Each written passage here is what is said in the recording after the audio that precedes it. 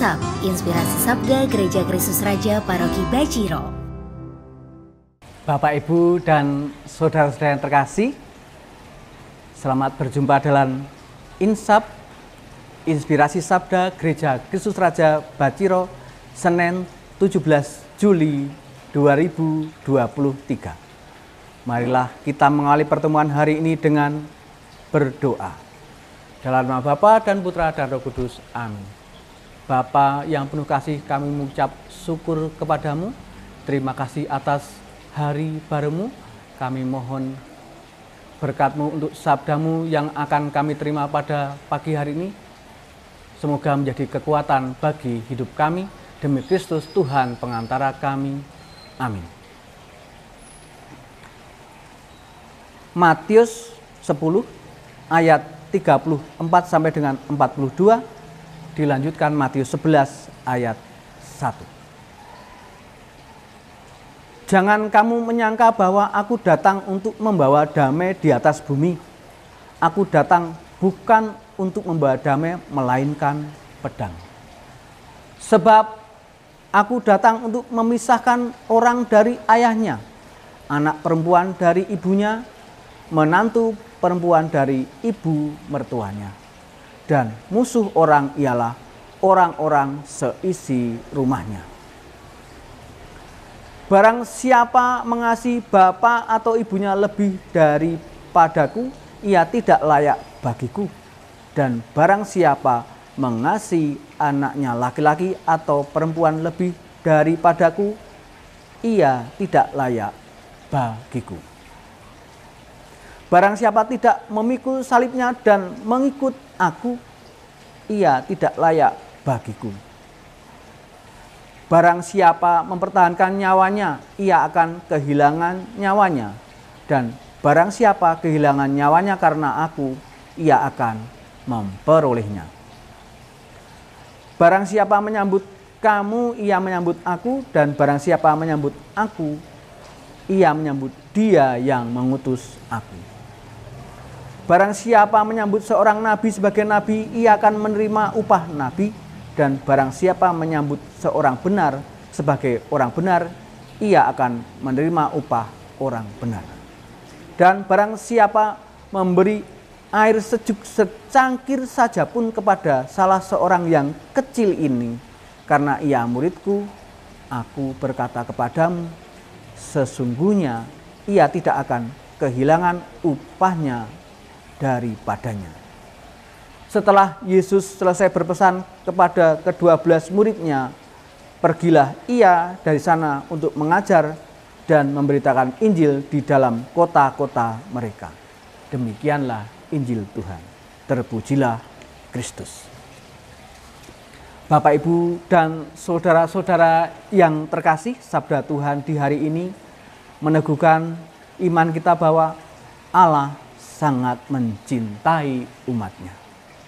Allah menganugerahkan firman-Nya, yaitu Tuhan Yesus sebagai jalan keselamatan. Tuhan Yesus menghendaki semua orang dapat diselamatkan. Tuhan Yesus mengutus para murid-Nya untuk menyampaikan firman-Nya. Ada dua pilihan ketika orang mendengar kedatangan firman-Nya. Yang pertama adalah menolaknya. Mungkin orang yang menolak sudah merasa suci, sudah merasa berbuat banyak kebaikan, atau mungkin memiliki penolong yang lain. Dan yang kedua adalah menerimanya. Tentunya orang tersebut adalah orang yang lemah di hadapan Allah. Orang yang miskin di hadapan Allah. Orang yang berani memikul salibnya. Orang yang membutuhkan kuasa firman Allah untuk dapat selamat. Orang yang menerima firman-Nya dan yang sungguh-sungguh menolak firman-Nya, yaitu yang berasal dalam kuasa setan, sesungguhnya sangat bertentangan dan sangat sulit hidup bersama. orang yang menolak firman-Nya akan membenci, mengacungkan pedang, memisahkan orang yang sungguh-sungguh menerima firman-Nya. Karena orang yang sungguh-sungguh menerima firman-Nya akan selalu bersama Kristus.